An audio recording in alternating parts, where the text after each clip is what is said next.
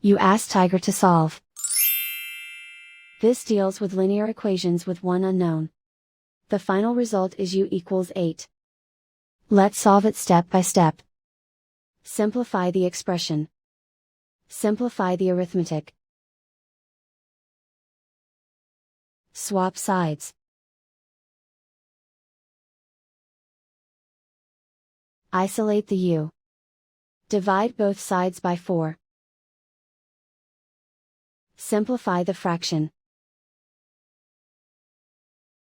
Find the greatest common factor of the numerator and denominator. Factor out and cancel the greatest common factor. And so the final result is u equals 8.